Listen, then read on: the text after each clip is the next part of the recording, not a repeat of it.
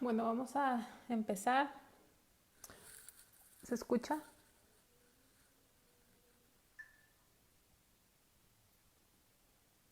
¿Me escuchan, hermanos? ¿Se escucha? Sí. Ok. ¿Me escuchan, hermanos? Bájale. Padre, Señor, gracias. Dios mío, te damos esta tarde porque nos permites reunirnos otro sábado más de discipulado, Señor. Padre, por mis hermanos, mis hermanas que yo sé que tú eres el que les pones el interés, la necesidad de ti, Señor. Te pido, Padre Celestial, que sea un tiempo en el que tú nos ministres, Señor, y que tu palabra nos sane, nos restaure, nos salve, Dios, nos limpie de toda maldad, que tu palabra renueve nuestro entendimiento, Dios, transforme nuestro corazón, Señor. Ayúdanos a despojarnos de todo mundanalidad, de ese viejo hombre, Señor, Padre Celestial, que te ofende, que no te agrada, Padre. Te pido que nos ministres tu palabra en el nombre de Cristo Jesús. Amén. Bueno, vamos a empezar y vamos el día de hoy a estudiar el libro de Cantares o Cantar de los Cantares. Y si tienen sus hojas que les di, sus estudios, vamos a empezar a leer el título.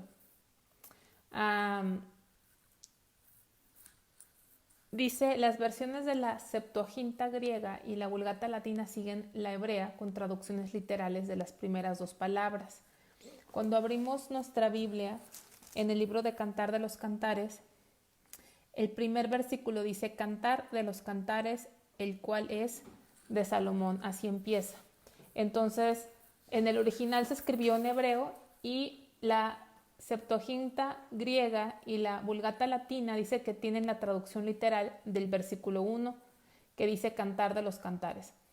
Algunas versiones dicen el canto de Salomón y de esta manera dan sentido más completo al capítulo 1.1, porque al final dice Cantar de los Cantares, el cual es de Salomón. Entonces algunos le han titulado el canto de Salomón y de esta manera, bueno, ya lo leí, dan sentido más completo el primer versículo. El superlativo Cantar de los Cantares indica que esta canción o canto es la mejor entre las 5,000 obras musicales de Salomón. La clase pasada que vimos Eclesiastés también hablábamos del superlativo, que el superlativo es algo que no tiene comparación, que es excelente, que es superior a todos los demás. Y lo veíamos en el libro de Eclesiastés cuando Salomón dice vanidad de vanidades, ¿se acuerdan? Vanidad de vanidades es una forma, es una forma en hebreo de hacer un superlativo, vanidad de vanidades. Y por eso aquí es cantar de los cantares. Vamos a ver primer libro de Reyes 4:32.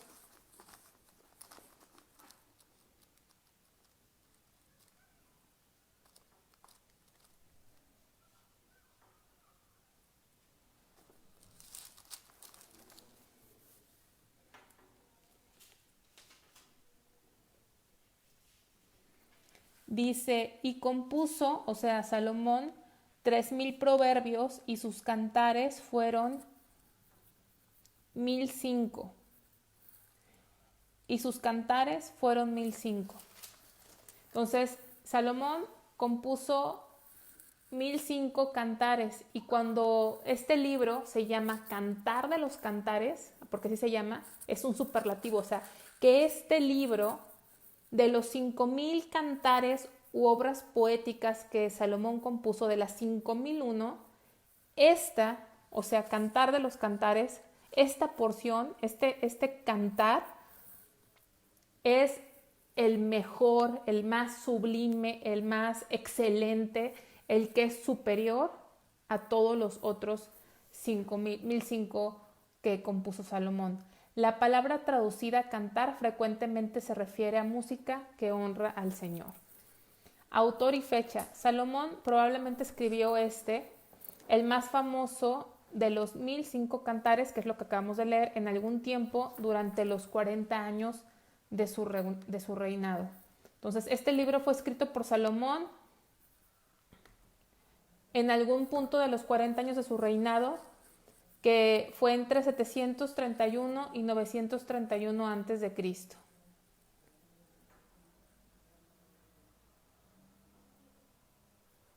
Vamos al contexto histórico.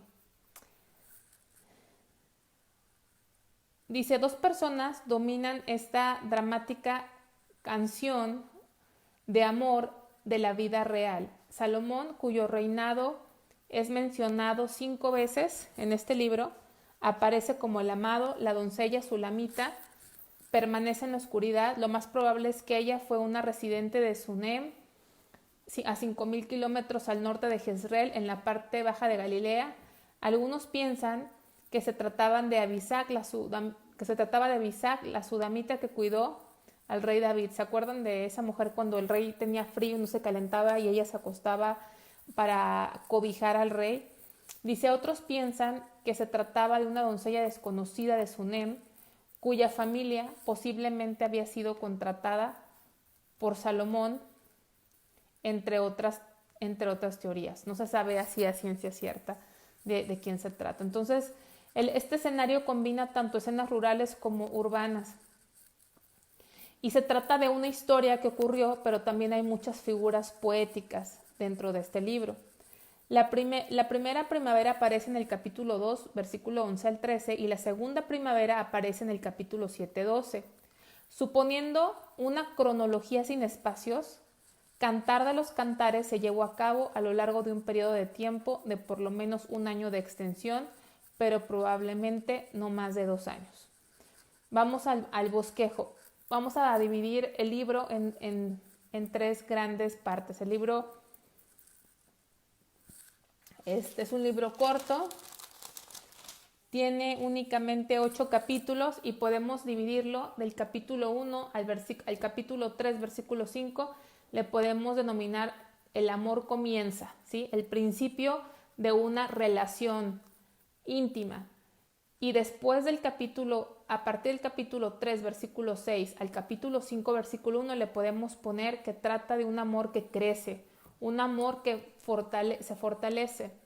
Y la tercera parte del libro la podemos poner desde el capítulo 5 al capítulo 8, versículo 14, y podemos denominar esta tercera parte del libro como el amor se perfecciona.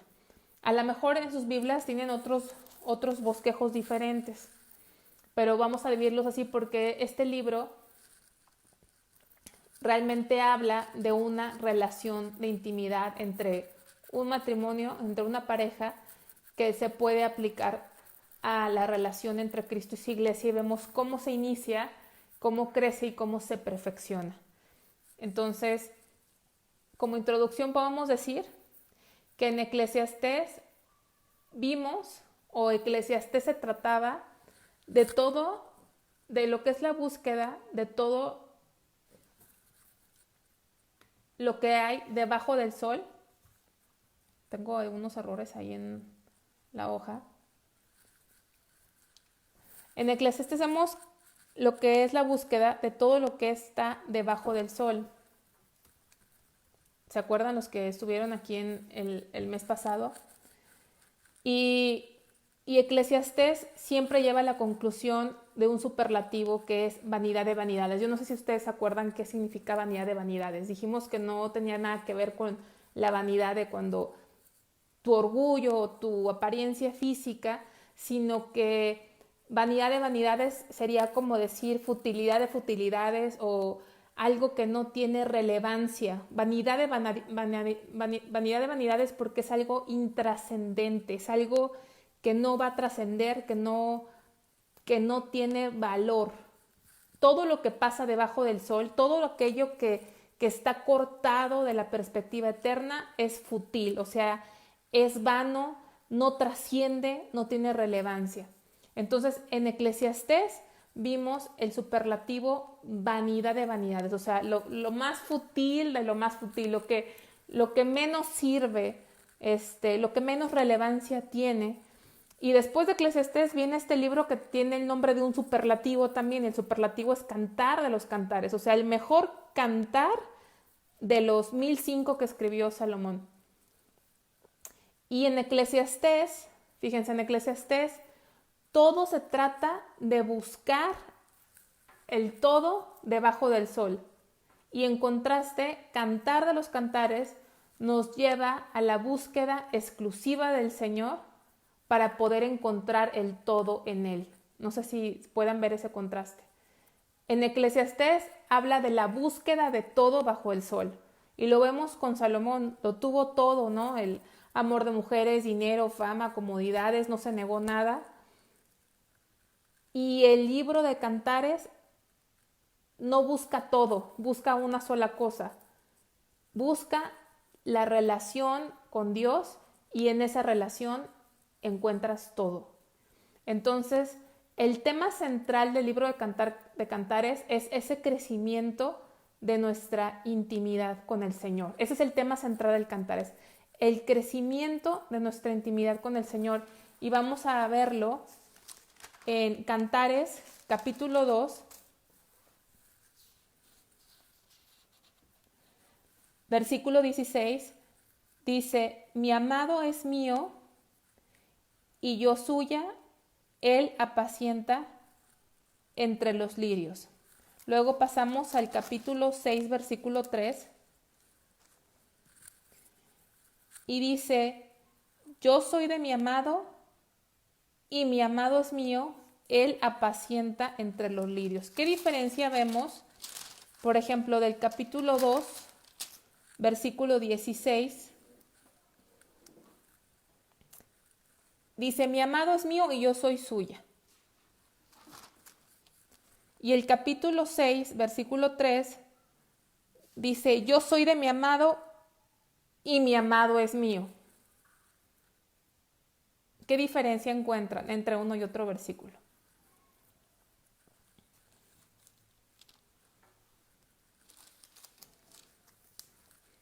Pues hay un crecimiento, porque realmente hasta esta segunda declaración se reconoce el orden de las cosas. Yo soy de mi amado y mi amado es mío. Porque para que nosotros podamos decir que Él es nuestro, primero nosotros somos suyos, ¿sí? Porque todo se inició en Él. Él nos compró. En Él se inició la obra de redención. Y luego, como que ya en el segundo versículo hay un entendimiento más de qué pasó primero, ¿no? Porque vuelvo a repetir, aunque se escucha algo como confuso, el capítulo 2, versículo 16, dice: mi amado es mío y yo soy suya. Pero ya hay un entendimiento más en el capítulo 6, versículo 3, que puede decir, primero que nada, yo soy de mi amado y mi amado es mío. Porque eso fue lo que pasó primero. Yo soy de Él. Es el primer reconocimiento. Yo soy de mi amado y mi amado es mío. Y luego el capítulo 7, versículo 10. Yo soy de mi amado y conmigo tiene su contentamiento. Yo soy de mi amado, se queda esa frase: yo soy de mi amado y conmigo tiene su contentamiento. Donde hay una relación que ha crecido y se ha fortalecido y viene ese regocijo de esa relación íntima que hay. Entonces, el tema central del libro de Cantar, de los Cantares, es el crecimiento de nuestra relación con Él. Vamos a empezar en el libro. Dijimos que lo podemos dividir en 3 grandes partes. El amor comienza, el amor se fortalece y el amor se perfecciona.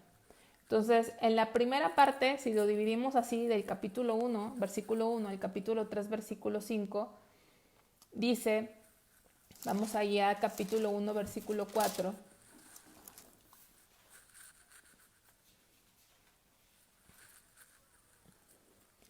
Dice: atráeme, en pos de ti correremos. El rey me ha metido en sus cámaras, nos gozaremos y alegraremos en ti. Nos acordaremos de tus amores más que del vino, con razón con razón te aman. Entonces, aquí es el amor comienza y esa relación íntima comienza con una oración, con un deseo. Y esa oración, ese deseo se refleja en la palabra atráeme, atráeme. Yo creo que podemos nosotros empezar esa oración para iniciar esa relación con Dios, atráeme. Y después viene la consagración. Cuando Dios escucha, viene la consagración, atráeme, pero no nos quedamos en el deseo, atráeme, sino viene una consagración. En pos de ti correremos. Y correremos es diferente a caminaremos. Correremos es caminar más rápido de lo normal, es alcanzar una mayor distancia en menos tiempo. Correremos implica esfuerzo, implica dedicación, implica tener una meta fija a la cual diligentemente nos esforzamos por alcanzar. Entonces, después del deseo de atráeme, viene la consagración. En pos de ti correremos. Y luego viene el resultado. ¿Y el resultado cuál es? El Rey me ha metido en sus cámaras. Nos gozaremos y alegraremos en ti, nos acordaremos de tus amores más que del vino, con razón te aman. Entonces, el resultado es el Rey me ha metido en sus cámaras. El Rey me ha llamado a esa intimidad con Él. Él me ha metido a sus cámaras. ¿Sí? Estoy en una relación íntima, exclusiva y cercana con Dios y el hecho de estar en esa relación, en ese lugar, porque las cámaras es un lugar íntimo, es un lugar exclusivo, es un lugar en el que no todos accesan a las cámaras. Es como cuando tú vas a la casa de alguien, pues a lo mejor te pasan a la sala, al comedor, pero generalmente no te pasan a una recámara, porque es un lugar personal, es un lugar íntimo. Entonces, el Rey es el que me ha metido a sus cámaras. ¿Y qué sucede? Dice, nos gozaremos y alegraremos en ti, nos acordaremos de tus amores más que del vino. Cuando llega ese punto en el que el Rey nos lleva a esa relación con Él, que hay gozo, hay alegría, hay abundancia. Si dice, tus amores son mejores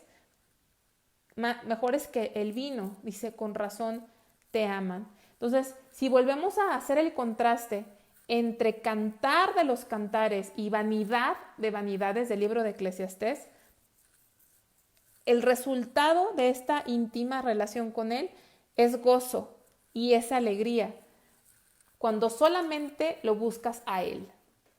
¿Sí? Porque ese es el contraste entre Eclesiastés y cantares. Cuando solamente buscas a Dios, atráeme y en pos de ti correremos. Aquí, este canto, esta esposa, esta sulamita, está enfocada exclusivamente en alguien y es en el Rey. Atráeme y en pos de ti. No en pos de nada más que hay en este mundo, no en pos de lo que tú me puedas dar como Rey, ¿verdad? Porque dice, el Rey me ha metido a sus cámaras. No está buscando, no dice en pos de lo que el Rey me dé, porque es Rey y tiene un reino. No, ella está enfocada en Él, en pos de ti correremos. Y muy diferente, vamos a compararlo con Eclesiastés sin perder cantares, y vamos a Eclesiastés capítulo 2, porque hay un contraste entre Eclesiastés y cantares, hay un contraste. Vanidad de vanidades contra cantar de los cantares. Lo más fútil de lo más fútil contra el canto más excelente, más superior. Y ese es una relación íntima con Dios. Vamos a Eclesiastés capítulo 2, versículo 11.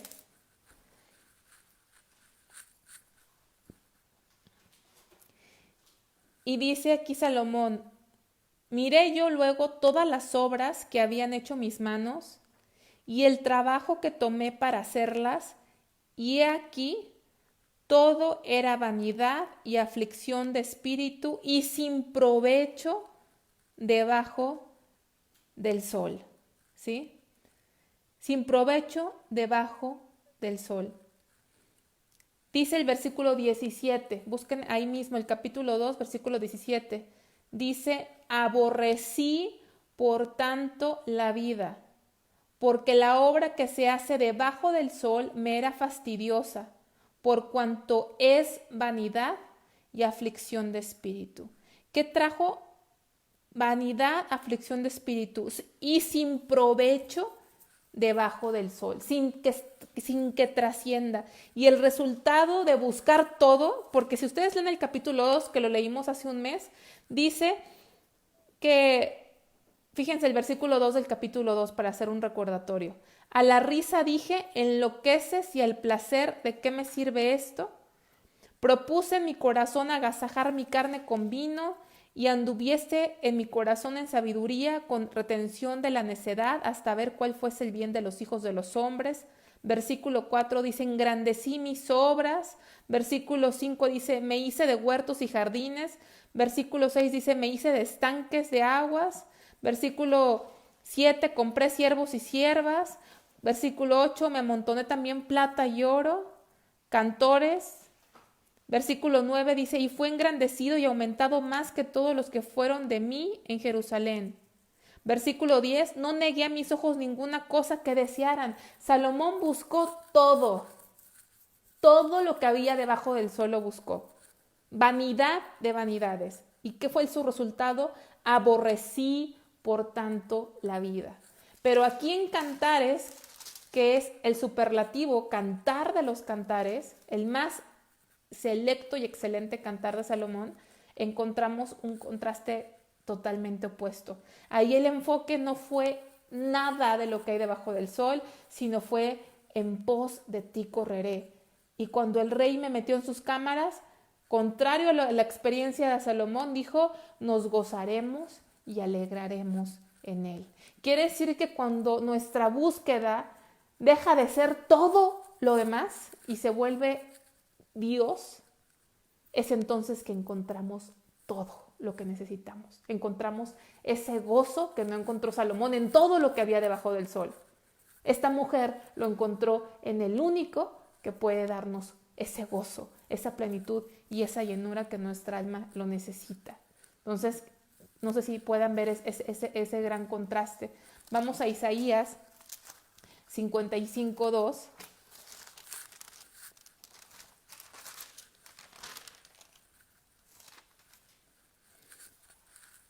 Dice, ¿por qué gastáis el dinero en lo que no es pan y vuestro trabajo en lo que no sacia? Oídme atentamente y comed el bien y se deleitará vuestra alma con grosura. ¿Por qué gastáis el dinero en lo que no es pan y vuestro trabajo en lo que no sacia? ¿Por qué gastamos nuestro tiempo y nuestra energía y nuestros afectos en lo que no nos llena? Estamos a veces como Salomón, desgastándonos en algo que no nos llena. Dice Dios, oídme atentamente y comed del bien y se deleitará vuestra alma con grosura. Versículo 3 dice, inclinad vuestro oído y venid a mí. Venid a mí. En Cantares, la Sulamita dice, atráeme. Y las buenas noticias es que el Señor es el que nos atrae, porque Él está diciendo, escúchame, inclina tu oído, escúchame, venid a mí, oíd y vivirá vuestra alma, y haré con vosotros pacto eterno, las misericordias firmes de David. Él nos llama a esa intimidad con Dios, con Él. Él es el que nos llama. No gastemos nuestro trabajo, nuestro dinero, nuestra energía en aquello que no nos llena, porque estamos viviendo como lo vimos en el libro de Eclesiastés. Entonces, Cristo es nuestro todo, es nuestra razón de vivir. Vamos a Colosenses 3:11.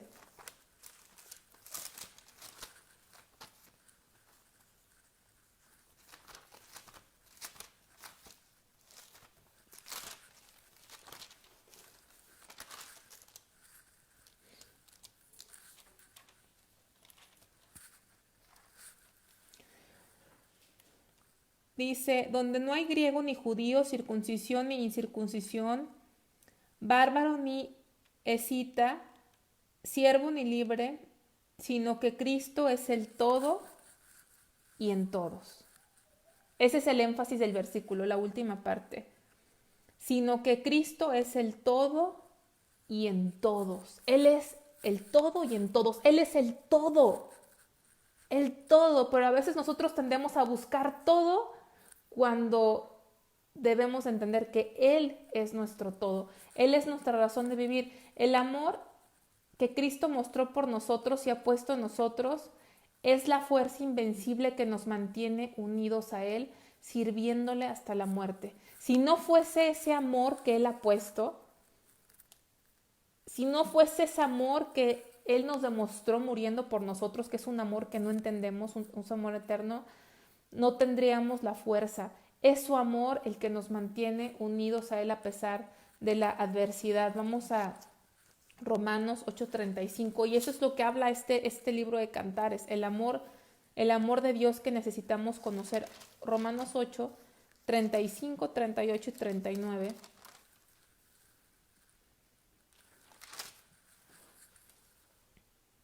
Dice, ¿quién nos separará del amor de Cristo?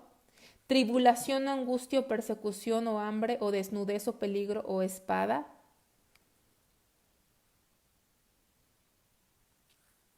Versículo 38 y 39. Por lo cual estoy seguro de que ni la muerte, ni la vida, ni ángeles, ni principados, ni potestades, ni lo presente, ni lo porvenir, ni lo alto, ni lo profundo, ni ninguna otra cosa creada nos podrá separar del amor de Dios que es en Cristo Jesús, Señor nuestro. Entonces, el amor que nos habla, nos revela Dios a través de su palabra, es el amor invencible, el amor que nos asegura estar con Él para siempre, a pesar de las circunstancias, a pesar de las adversidades, es el amor de Dios. Y ese amor es el que habla este libro de Cantares. Entonces, ¿cómo empieza este amor? Pues con un deseo, atráeme. Y después viene la consagración, ¿no? Estamos entendiendo ese amor que nos llena, que nos da gozo. Y esa relación empieza, ese amor, en esa intimidad, esa relación íntima también comienza reconociendo nuestra naturaleza pecaminosa. Vamos allá a Cantares, donde estamos, Cantares capítulo 1.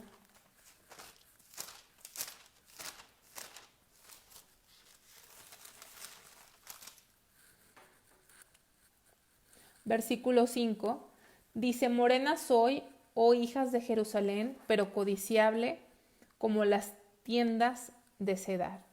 Morena soy. De alguna forma está reconociendo su naturaleza, su condición, su naturaleza. Su naturaleza es morena, que aquí podemos interpretarlo como reconocer mi naturaleza pecaminosa. ¿Sí? Soy morena, soy pecadora. Sí, he estado me miro el sol, he estado bajo el sol, he estado viviendo en el mundo, vivo como el mundo, soy pecadora o pecador, pero he hecho mano de la gracia inexplicable, que es la única forma en que encontramos que nuestra hermosura y valor está en Cristo, porque ahí dice, morena soy, oh hijas de Jerusalén, pero codiciable. Sí, soy morena, sí, nací con una naturaleza pecaminosa, pero soy codiciable. ¿Por qué soy codiciable? Porque mi hermosura y mi valor están en Cristo. Sí, nací con una naturaleza pecaminosa, pero en Cristo todas las cosas son hechas nuevas. Entonces, mi relación con Dios empieza en mi reconocimiento de que necesito de Dios. No puede empezar en otra forma. No puede empezar pensando que no soy tan mala, que soy buena o que soy bueno. No, empieza en el reconocimiento de mi condición y sabiendo que si soy codiciable y que si tengo un valor alguno, no está en mí, sino está en lo que hizo Jesucristo en la cruz del Calvario. En Él está mi valor. Entonces, cuando nos disponemos a buscar una mayor intimidad con nuestro amado, ¿qué sucede? Debemos saber que va a haber persecución, que va a haber rechazo. Siempre que alguien quiere realmente entrar en una relación con Dios, hay dificultades. Vamos ahí al versículo 6. Dice, no reparéis, en el capítulo 1, en que soy morena, porque el sol me miró. Los hijos de mi madre se airaron contra mí, me pusieron a guardar las viñas, y mi viña, que era mía, no la guardé. ¿Sí? Entonces, cuando alguien empieza realmente a desear una relación con Dios, porque una cosa es que tú vayas a la iglesia, una cosa es que tú te seas una persona religiosa, que veas, no sé, los servicios por internet, pero muy diferente es alguien que está deseando tener una relación real con Dios. Esa es otra cosa que no todos tienen. Todos, muchos tenemos religión, ¿sí? Tenemos una religión y tenemos a lo mejor una convicción, pero pocos son los que tienen una relación. Esta es una relación personal, íntima, exclusiva, y cuando alguien quiere entrar en esa relación, va a haber oposición. Por eso aquí dice, los hijos de mi madre se airaron contra mí. Va a haber rechazo, va a haber problemas. Muchas veces cuando una persona se está metiendo con Dios, los primeros que le hacen problema son los de su casa. Es el esposo, son los hijos, son los hermanos, son los primos, los más cercanos empiezan a molestarse, porque ahí es donde realmente el enemigo no quiere, porque mientras nosotros estemos en una religión, ahora sí que pues, ni hacemos mal ni bien, pero cuando realmente queremos entrar a una relación con Dios, entonces ahí el mundo espiritual se empieza a agitar. Entonces, la iglesia que busca al Señor con dedicación provoca en el Señor expresiones de aliento, resultando en que su iglesia le alabe y le agradezca. Vamos a ver en el capítulo 1 donde estamos, del versículo 9 al 11, vemos las características de esa amada que representa la iglesia, el verdadero creyente. Vamos a ver los versículos del 9 al 11. Dice, a yegua de los carros de Faraón te he comparado, amiga mía. Hermosas son tus mejillas entre los pendientes, tu cuello entre los collares, zarcillos de oro te haremos, tachonados de plata. Entonces, aquí vienen unas características. Dice, la compara con las yeguas de los carros de Faraón. A lo mejor, si yo lo leo así, pues digo, ay, es un insulto, ¿cómo que me está comparando a las yeguas de los carros del Faraón? Pero tenemos que entender que las yeguas de los carros del Faraón eran unos animales muy, muy, muy, muy especiales, porque eran raza pura, eran ágiles, eran veloces, eran resistentes a la batalla. Esas yeguas eran de raza pura, totalmente dedicadas, escogidas para llevar la carga más importante. ¿Saben cuál era la carga más importante que podían llevar? Pues a la persona más importante del reino, que era el faraón, ¿sí?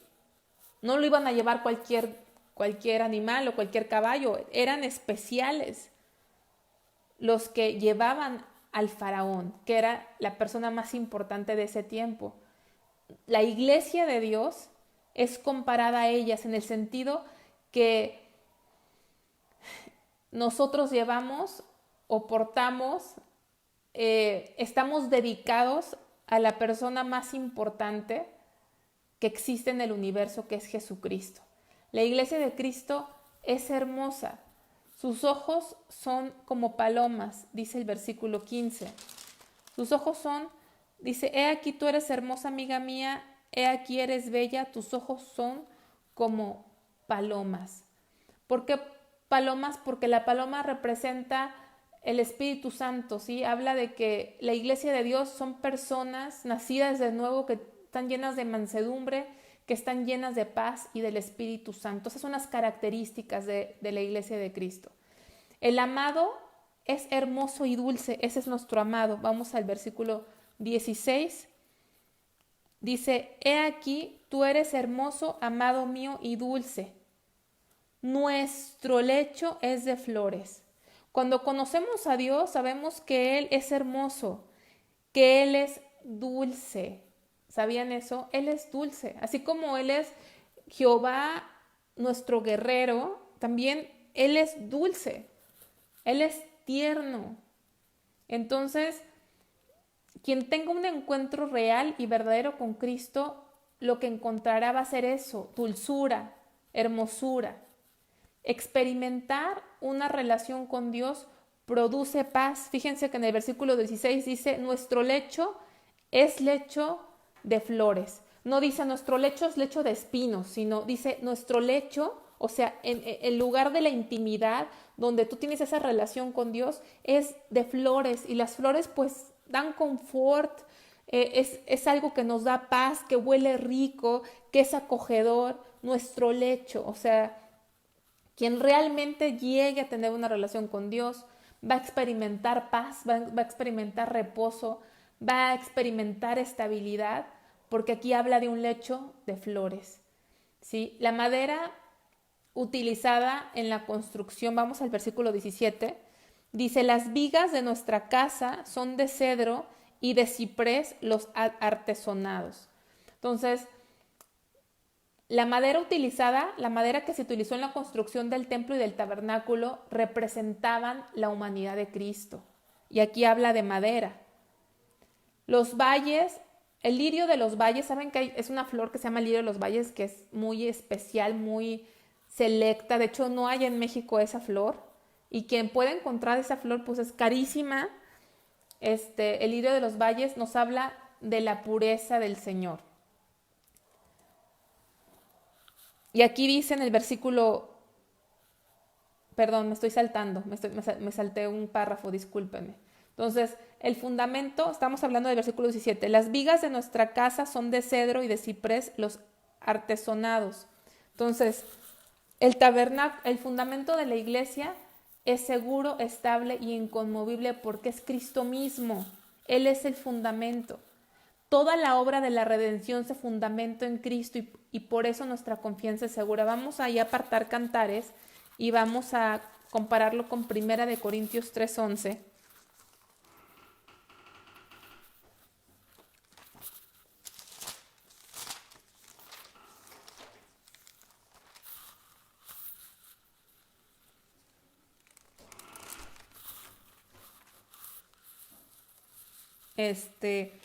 Dice, porque nadie puede poner otro fundamento que el que está puesto, el cual es Jesucristo.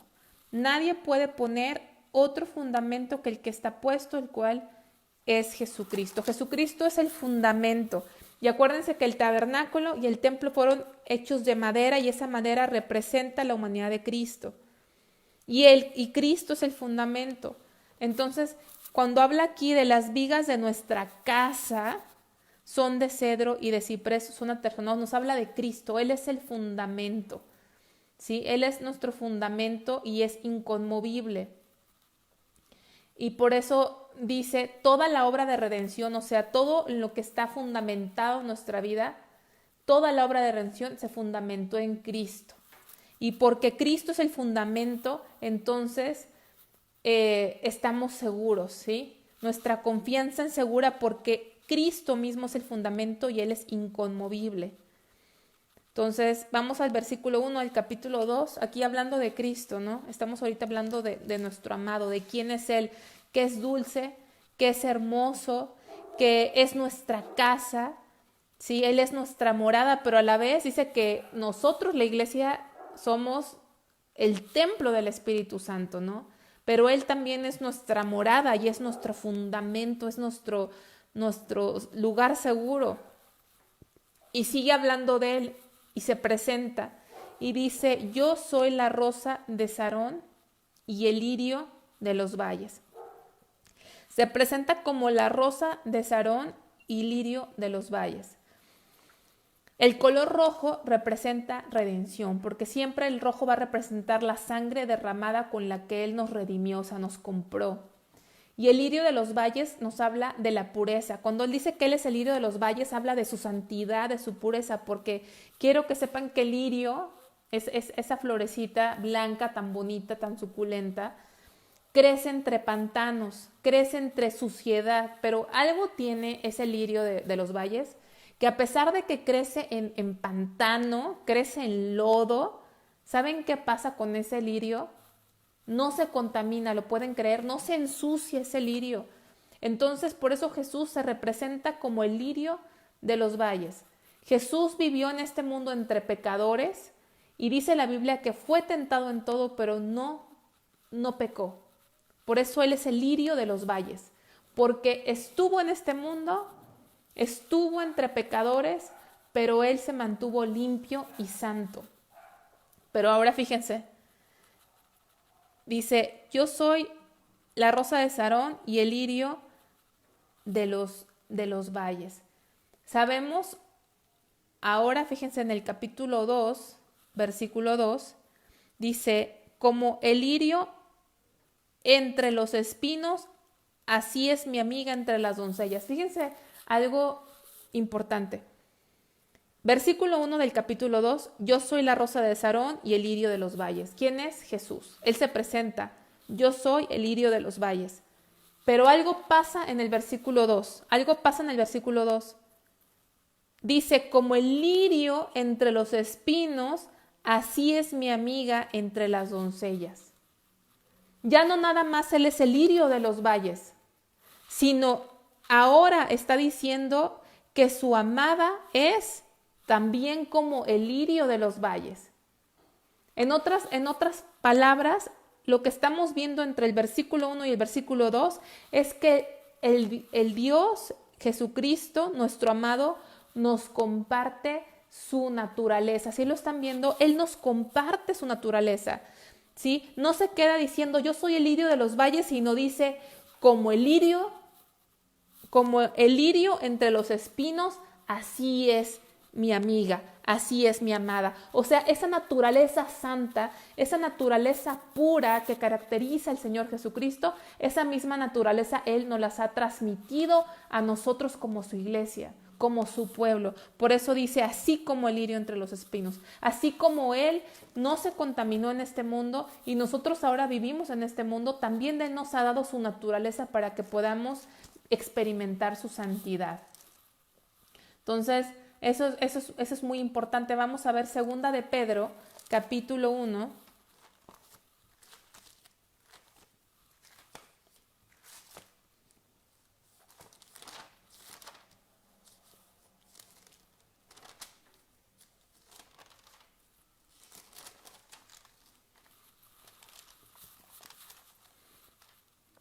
Segunda de Pedro, capítulo 1, versículo 3 y 4, dice, como todas las cosas que pertenecen a la vida y a la piedad nos han sido dadas por su divino poder mediante el conocimiento de aquel que nos llamó por su gloria y excelencia, por medio de las cuales nos ha dado preciosas y grandísimas promesas, para que por ellas llegaseis a ser participantes de la naturaleza divina, habiendo huido de la corrupción que hay en el mundo a causa de la concupiscencia, ¿sí?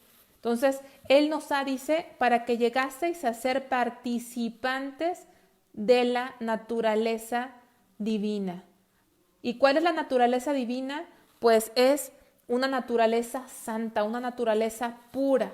Y por eso el lirio de los valles también nos compara a la iglesia como ese lirio entre los espinos, que no se contamina y que no se corrompe a pesar de estar entre espinos. Vamos al capítulo 2, ahí mismo en Cantares. Acuérdense que la primera parte de Cantares es el comienzo de una relación íntima. Y que el tema de Cantares es cómo esa relación se va creciendo y se va perfeccionando. Ese es el tema del libro de Cantares. Ese es el mejor de cualquier cantar. Lo mejor de cualquier canto, lo mejor que puede haber en este mundo es experimentar una relación íntima con Dios. Entonces, capítulo 2, versículo 10 al 13. Dice, mi amado habló y me dijo, levántate, oh amiga mía, hermosa mía, y ven. Dice, mi amado habló y me dijo, es el amado invitándonos, levántate, oh amiga mía, hermosa mía, y ven. Entonces es el llamado que hace Dios de seguirlo. ¿Y qué sigue? Dice el versículo 11, porque he aquí ha pasado el invierno, se ha mudado, la lluvia se fue, se han mostrado las flores en la tierra, el tiempo de la canción ha venido y en nuestro país se ha oído la voz de la tórtola. La higuera ha echado sus higos y las vides en cierne dieron olor. Levántate, oh amiga mía, hermosa mía, y ven. Entonces, la amada es invitada a levantarse y a seguirlo. Y aquí habla del invierno, que el invierno ha pasado, dice, porque aquí el invierno ha pasado. La lluvia se fue. Es decir, el invierno de nuestra vida. El invierno de nuestra vida es el tiempo en el que no había fruto, en el que estábamos secos. En el tiempo en el que el sol de justicia no estaba en nuestras vidas, porque vivíamos una vida de oscuridad, vivíamos una vida de pecado, vivíamos en la mundanalidad. Está diciendo, eso ya ha pasado, eso ya pasó. 2 Corintios 5:17 dice que el que está en Cristo, nueva criatura es, las cosas viejas pasaron, he aquí todas son hechas nuevas. Y ahora esta nueva vida en Cristo se manifiesta por los nuevos frutos que brotan y crecen. Por eso dice aquí, versículo 12, se han mostrado las flores en la tierra. El tiempo de la canción ha venido. Y dice en el versículo 13, la higuera ha echado sus higos y las vides en cierne dieron olor.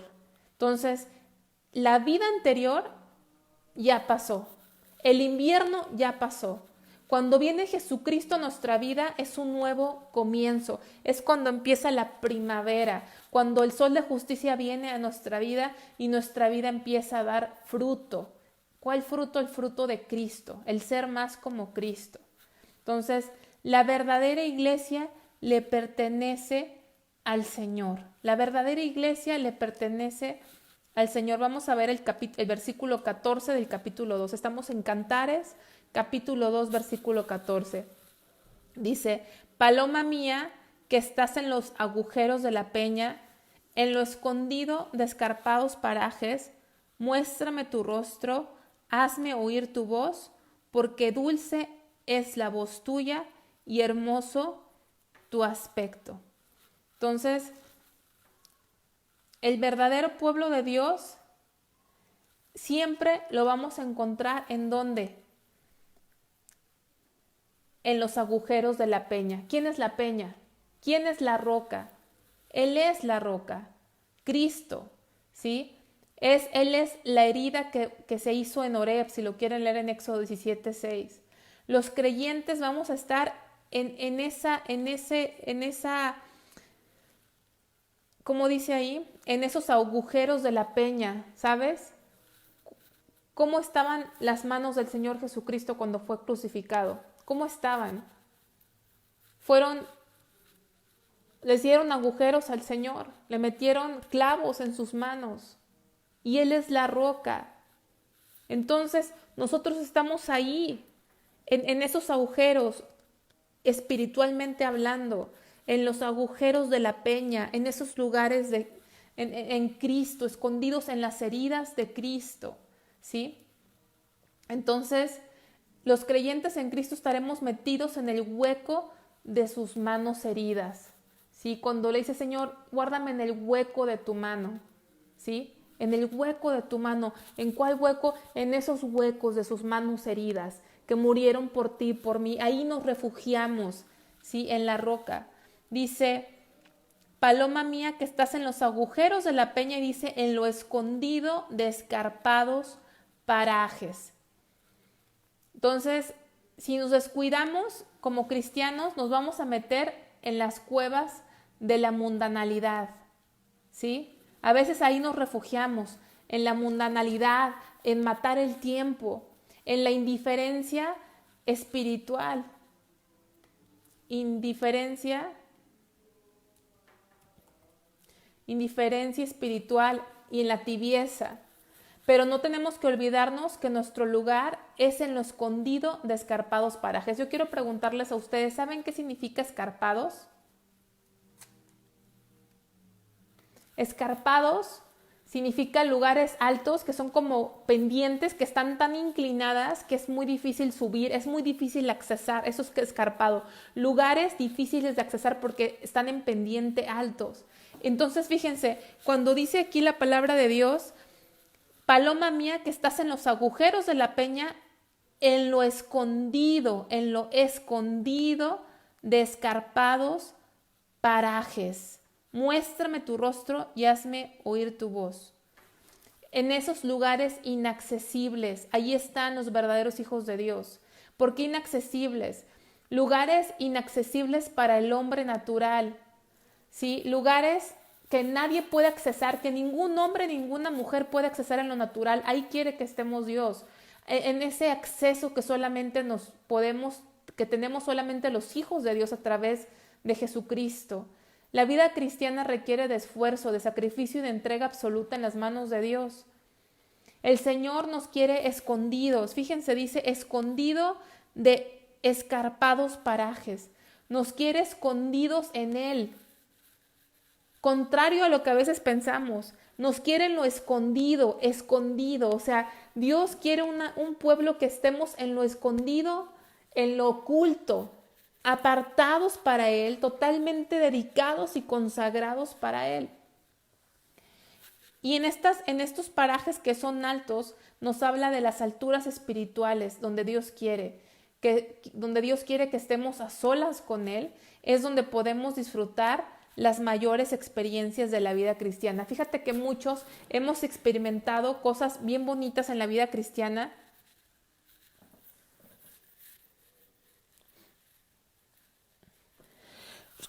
Perdón, discúlpenme. Y muchas de las experiencias que los cristianos tenemos es en comunión con otros creyentes, ¿no? Que fuimos a un evento, a un congreso, fuimos a la congregación, tuvimos comunión unos con otros, pero son pocos los creyentes que han experimentado la presencia de Dios y la relación con Dios, como dice aquí, en lo escondido de escarpados parajes, en lo escondido. Yo te quiero decir, las mayores experiencias de la vida cristiana no son públicas, sino son en lo escondido. Quiere decir a solas con Dios. Entonces, Dios nos anima a hablar con Él, ¿sí? Dios nos anima a hablar con Él. ¿En dónde nos anima a hablar con Él? Dice allí el versículo 14, la segunda parte del versículo 14 dice, muéstrame tu rostro, hazme oír tu voz. Hazme oír tu voz. Porque dulce es la voz tuya y hermoso tu aspecto. Dios quiere oír nuestra voz. Dios quiere escuchar nuestra oración. Fíjate, dice, porque dulce es la voz tuya. Eso te lo dice Dios. Porque dulce es la voz tuya. A lo mejor hay gente que dice, híjole, tienes una voz bien chillona o tienes una voz así que hartas, pero el Señor te dice, dulce es la voz tuya. Quiero escuchar tu oración. A Dios le gusta que le hables. Te está invitando a que le hables. Nos está animando a levantar nuestra voz porque orar a Dios es un privilegio. Y yo creo que tú vas a estar de acuerdo conmigo que hoy en día hay muchos cristianos que hacen oír su voz en la política, en controversias, hablan y andan hablando de allá para acá y a lo mejor aún hablas de Dios en la congregación, probablemente lo haces, que qué bueno, pero no hay mejor cosa que nuestra voz sea oída delante de Dios Padre, en nuestra relación con Él. A veces hablamos de Dios, pero nos falta hablar con Dios. Y de eso se trata este libro, de esa relación con Él. Entonces, vamos a seguir aquí adelante.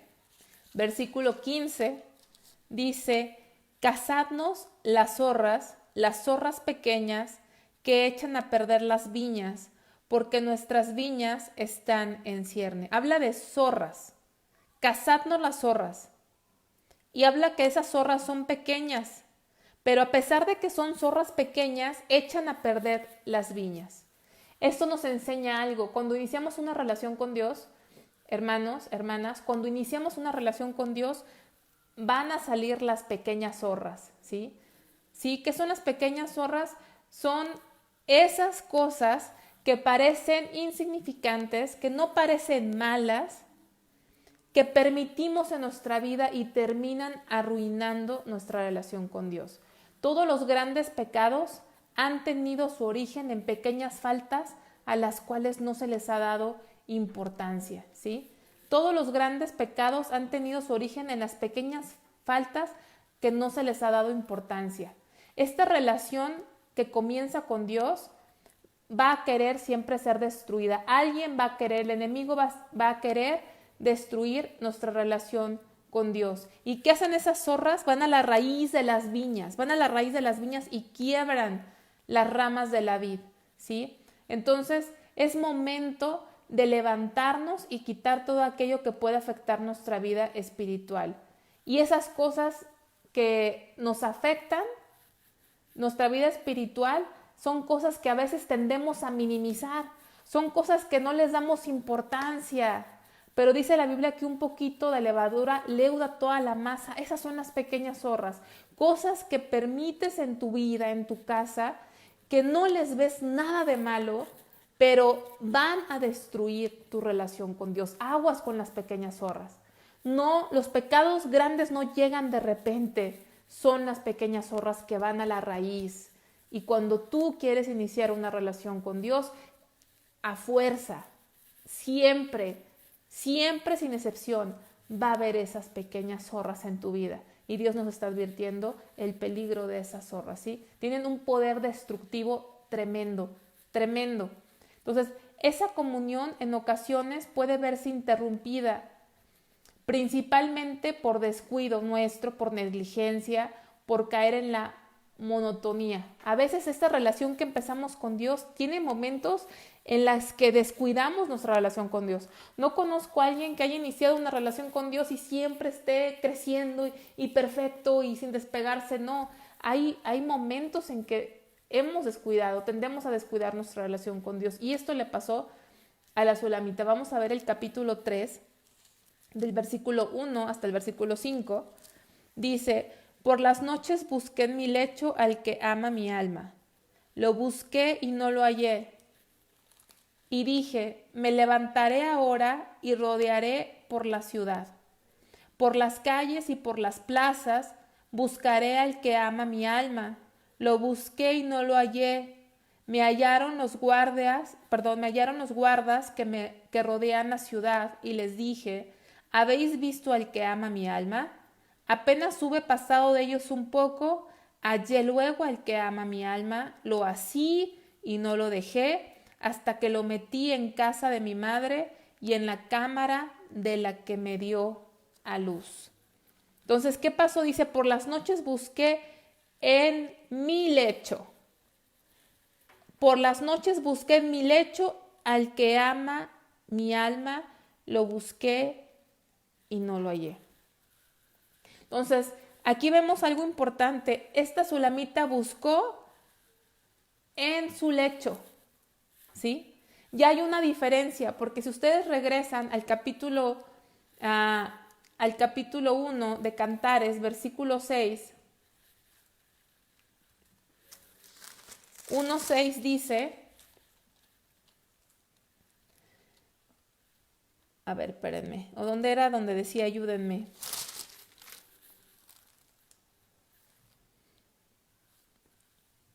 Perdón, 1:16, discúlpenme, 1:16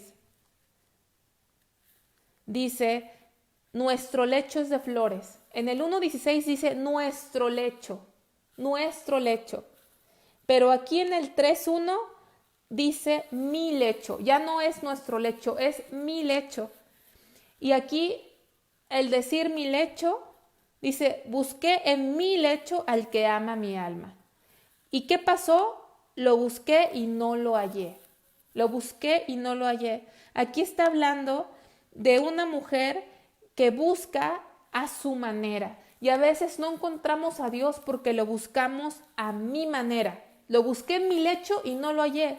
Y hay mucha gente que quiere buscar a Dios a su propio entendimiento, a nuestra propia manera, a nuestra propia conveniencia. Queremos buscar a Dios en nuestras propias ideas de Dios, en nuestros propios conceptos de Dios, como nosotros pensamos. y nunca vamos a tener éxito. Y fue lo que pasó con esta mujer. Busqué en mi lecho al que ama mi alma, lo busqué y no lo hallé. Nunca vamos a encontrar al Señor en nuestro lecho, en nuestras propias formas, a nuestra propia conveniencia, a nuestra propia manera, no. Tuvo que levantarse de su comodidad, y muchas veces lo que tenemos que hacer, dejar nuestra comodidad, dejar nuestras formas y nuestras ideas de un lado. Dice el versículo 2, y dije, me levantaré ahora y rodearé la ciudad por las calles, por las plazas, buscaré al que ama mi alma, lo busqué y no lo hallé. Se levantó de su comodidad y eso fue bueno. Pero ahora, ¿qué fue? Dijo, rodeé la ciudad, lo busqué por las calles, lo busqué por las plazas. Y mucha gente está buscando a Dios en las plazas, en las calles, en la ciudad. Está buscando a Dios en la universidad, está buscando a Dios en la religión, en alguna iglesia, en algún templo, está buscando a Dios en alguna maestría de divinidades para conocerlo más, está buscando a Dios en grupos religiosos. Y te voy a decir algo, muchas veces no vas a encontrar a Dios ahí. Dios está fuera de todo el sistema religioso. Dios está llamando a una relación personal con Él. Dios no habita en templos hechos por manos de hombres. Dios nunca va a habitar en algo que creó el hombre. Dios nunca va a glorificarse en algo creado por el hombre. Dios no es una religión. No lo vas a encontrar. Mucha gente va a la iglesia a encontrar a Dios. O sea, si hablan la palabra vas a escuchar de Dios, pero Dios quiere una relación contigo. Entonces dice que no lo encontró. ¿Y qué pasó? Me hallaron los guardas que rondan la ciudad. Y les dije, ¿habéis visto el que ama mi alma? Apenas hube pasado de ellos un poco, hallé luego el que ama mi alma, lo así y no lo dejé. Fíjense, se encontró a los guardas que rondan la ciudad. Los guardas que rondan la ciudad tipifican a aquellos que conocen o dicen que conocen a Dios. Aquellos que a lo mejor son pastores, ministros, teólogos, personas que tienen una posición de servicio en la obra de Dios. También muchas veces, lamentablemente, estas personas que tienen un título religioso, ellos mismos no saben dónde encontrar a Dios, porque si te fijas, ellos no le ayudaron. Encontró a los guardias que rondan la ciudad, y les preguntó, ¿han visto el que ama mi alma? Pero ellos no supieron decirles. A veces hay muchos que sí son pastores y son hijos de Dios, pero han perdido esa comunión con Dios y no tienen la capacidad de orientar a los demás a buscar a Dios porque han perdido esa comunión con Dios. Y nadie estamos exentos, por eso tenemos que cuidar nuestra intimidad con Dios como el mayor de nuestros tesoros, ¿sí? Entonces dice, hallé luego, dice, apenas hube pasado de ellos un poco, hallé luego al que ama mi alma, lo así y no lo dejé, hasta que lo metí en la casa de mi madre y en la cámara de la que me dio a luz, ¿sí? Entonces, para encontrar a Cristo hay que ir más allá. Dice, pasé más allá. Para encontrar a Cristo hay que ir más allá de lo natural. Hay que ir más allá de un ratito ir a la iglesia. Hay que ir más allá de escuchar un canto cristiano en la radio. Hay que ir más allá. Hay que ir más allá. Hay que empezar a doblar nuestra rodilla. Hay que empezar a leer la palabra de Dios y decirle a Dios, atráeme, atráeme. Hay que ir más allá de lo natural. Y una vez que encontramos a Dios, ¿qué hay que hacer? Dice, lo así. ¿Saben qué significa lo así? Lo así y no lo dejé. Es aferrarte a Dios y no dejarlo ir. Y vamos a terminar rápidamente.